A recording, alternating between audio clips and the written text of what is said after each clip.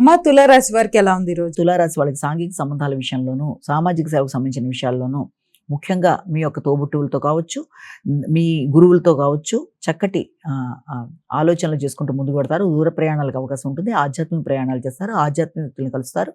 వారి ఆశీస్సులు తీసుకోవడానికి ప్రయత్నం చేస్తారు. వృత్తిపరమైన విషయాల్లో వారి సలహా సంప్రదింపుల కొరకు ఎక్కువ శాతం ఆలోచన చేస్తారు. ఆధ్యాత్మిక సంబంధం వ్యక్తుల యొక్క సలహా సంప్రదింపులతో ముందుకు వెళ్ళడానికి మీరు చేసే కృషి కూడా అధికంగా ఉండే అవకాశం ఉంది. కమ్యూనికేషన్ అనుకూలంగా ఉంటుంది. మీ యొక్క తల్లితర బంధువులతో కలిపి మంచి చర్చలు చేయడానికి అవకాశం ఉంది. కానీ మాటల వల్ల ఘర్షణలు రాకుండా తగిన జాగ్రత్తలతో ముందుకు వెళ్ళాలి. కుటుంబ సభ్యుల యొక్క ఆరోగ్య విషయంలో కూడా తగిన జాగ్రత్తలతో ముందుకు పెడతారు. ఎమోషన్స్ అధిగమించడానికి ప్రయత్నం చేయాలి. వృశ్చిక రాశి.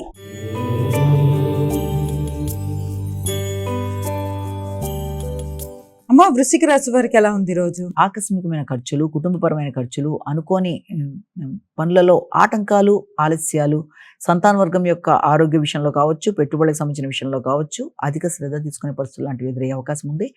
ఈ మనసుకి ఇష్టం లేని మాటలు వినవలసిన పరిస్థితులు, కొంత మానసిక ఘర్షణ, పనులలో ఆటంకాలు, ఆలస్యాలు లాంటివి ఉన్నప్పటికీ కూడా దాన్ని మీ యొక్క ఆలోచనలతో అధిగమించడానికి ప్రయత్నం చేస్తారు. అలాగే డ్రైవింగ్ చేసేవారు తగిన జాగ్రత్తలతో ముందుకు వెళ్ళడానికి ప్రయత్నం చేయాలి. ఆధ్యాత్మికపరమైన ఖర్చులకు కూడా అవకాశం అనేది ఒకటి కనబడుతుంది.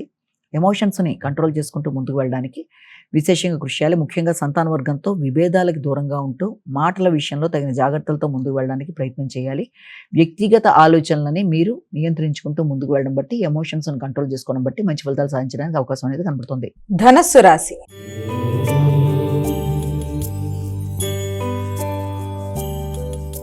అమ్మ ధనస్సు రాశి వారికి ఎలా ఉంది ఈరోజు? ధనస్సు రాశి వాళ్ళకి సాంఘిక సంబంధాలను పెంపొందించుకోవడానికి ప్రయత్నం చేస్తారు. నూతన మైత్రి బంధాలను పెంపొందించుకోవడానికి విశేషంగా కృషి చేస్తారు. వాటికి సంబంధించిన ఖర్చులు కూడా అధికంగా ఉంటాయి.